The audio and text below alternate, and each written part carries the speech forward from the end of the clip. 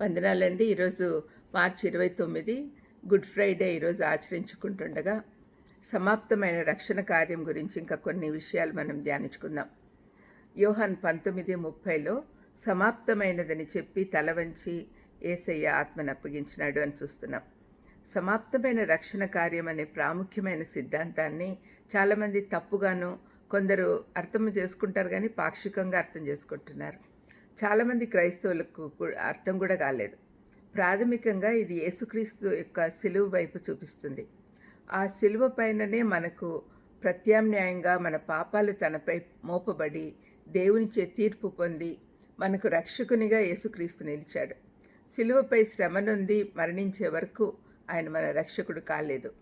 కొత్త నిబంధన ఈ సమాప్తమైన కార్యాన్ని వివరించడానికి 3 పదాలు వాడుతున్నది: ప్రాయశ్చిత్తము, విమోచన, సమాధానం. వీటిని అర్థం చేసుకోవడానికి ప్రయత్నం చేద్దాం. ఫస్ట్ది ప్రాయశ్చిత్తం, ప్రొపిచియేషన్ అంటారు ఇంగ్లీష్లో. మనలను ప్రేమించి మన పాపములకు ప్రాయశ్చిత్తమై ఉండుటకు తన కుమారుని పంపెను అని 1 యోహాను 4:10లో కనపడుతుంది. మనల్ని ప్రేమించి మన పాపములకు ప్రాయశ్చిత్తమై ఉండుటకు అనే మాటల్లో మనకు 2 లక్షణాలు కనపడుతున్నాయి. దేవుడు ప్రేమామూర్తి, అదే సమయంలో ఆయన న్యాయమూర్తి కూడా.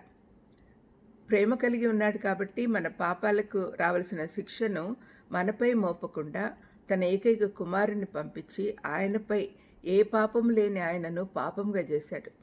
అది ఆయన ఇష్టమాయను అని కూడా రాయబడింది. మరి తండ్రి అయిన దేవుడు కుమారుని పంపించి మన కోసం ప్రాయశ్చిత్తం చేయడానికి సిలువలో బలియాగంగా అర్పించాడు. బలి ద్వారా దేవుని ఉగ్రత శాంతింపచేయుట అనే అర్థంనిచ్చు గ్రీకు పదం దీనికి వాడబడింది.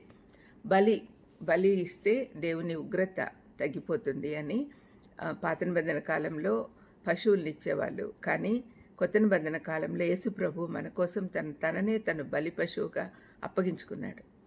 దేవుడు ప్రేమామూర్తి, మానవులతో అనుబంధం కోరుకుంటున్నాడని లేఖనాలు చెప్తున్నాయి.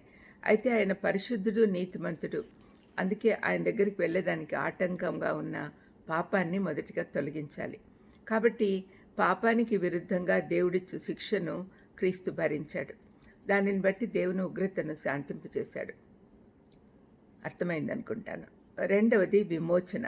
ఆయన రక్తం వల్ల మనకు విమోచనము అని పౌలు ఎఫెసీ 1:7లో చెప్తున్నాడు. విమోచన అంటే బానిసల మార్కెట్ నుండి కొని వదిలిపెట్టుట. మామూలుగా బానిసలను కొంటే వాళ్ళని బానిసలుగా మన దగ్గర ఉంచుకుంటాం. కానీ కొనిన మనల్ని విడుదల చేశాడు దేవుడు. మనకు బానిసలుగా ఉండమని చెప్పట్లా, స్వచిత్తం ఇచ్చాడు, మనకు ఫ్రీడమ్ ఇచ్చాడు. క్రీస్తులోనే మనకు స్వాతంత్రం ఉంది. రక్షణ కార్యంలో విమోచన అంటే పాపమనే బానిసత్వం నుండి సిలువ కార్యం ద్వారా విడిపించుట. ఆ కార్యము సమాప్తమైంది. మూడవది సమాధానం.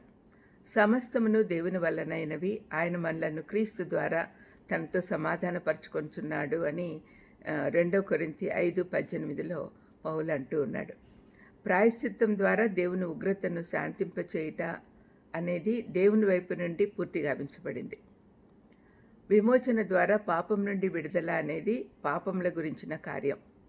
సమాధానము మానవుని గురించిన కార్యం. క్రీస్తు అన్నీ సమాప్తం చేశాడు. ఇప్పుడు అర్థమైంది అనుకుంటా. ప్రాయశ్చిత్తము, విమోచన, సమాధానం, ఈ 3 కార్యాలు సిలువలో సమాప్తమైనవి అని చెప్పి ఆయన గట్టిగా కేక వేసి ప్రాణం విడిచెను అని రాయబడింది. అంత గొప్ప కార్యము యేసయ్య మన కోసం చేశాడు. కాబట్టి మనం అది గుర్తించి, ఆయన చేసిన త్యాగాన్ని గుర్తించి మనల్ని మనం పరిశుద్ధపరచుకొని దేవునికి సమర్పించుకోవాలని ఈరోజు ఒక నిర్ణయం తీసుకుందాం. చిన్న ప్రార్థన. దయామేడా, సిలువలో మీరు చేసిన కార్యము 3 కార్యాలు కూడా తండ్రి మేము అర్థం చేసుకునే దానికి సహాయం చేయమని యేసుక్రీస్తు నామమున వేడుకొంచున్నాను తండ్రి. ఆమేన్. God bless you.